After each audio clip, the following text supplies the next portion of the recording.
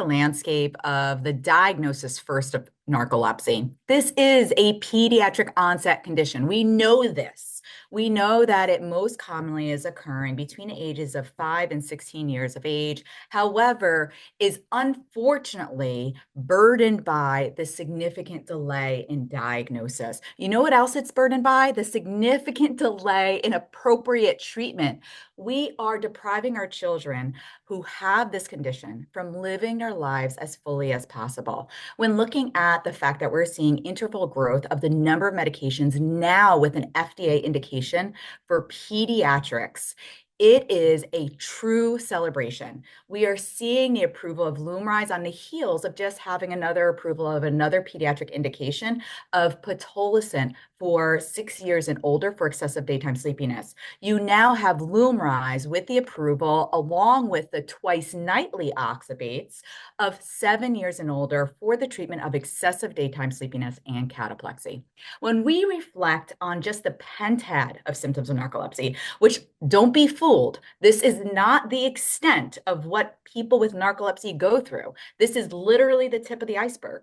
It is including excessive daytime sleepiness, cataplexy, sleep paralysis, sleep-related hallucinations, and disturbed nocturnal sleep.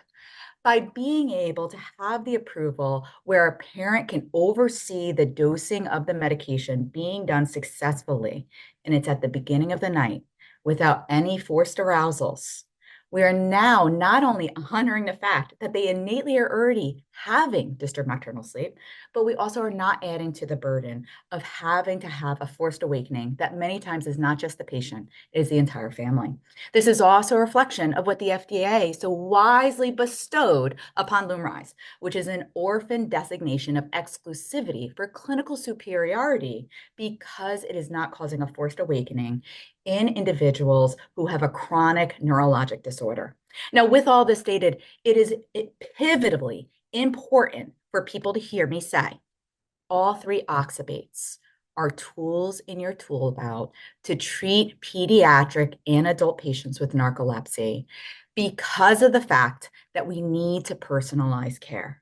So all three have a role for our patients. And the reason I state this is because after looking at the fact that we have oxybates as a treatment available since 2002, over 20 years, and reflecting on only 20% of individuals living with narcolepsy have either received or currently on or even been offered. This now should provide even a greater degree of comfort to be able to introduce the conversation around oxybates, because now I have the ability and the flexibility to treat more patients with the best treatment for them. It's not saying oxybate for everyone. It's saying you now can select the oxybate that is best for the patient you're partnering with.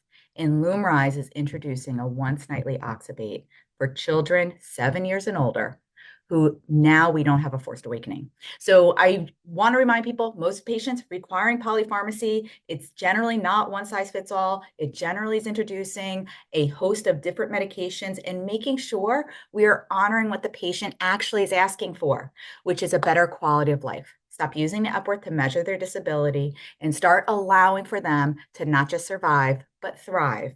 And make sure you're considering which treatment plan is going to be most appropriate for your patient at this time and making sure you're reconsidering as they're getting older and being able to do more things, continuing to respond with augmenting or personalizing that therapy to exactly what their goals are.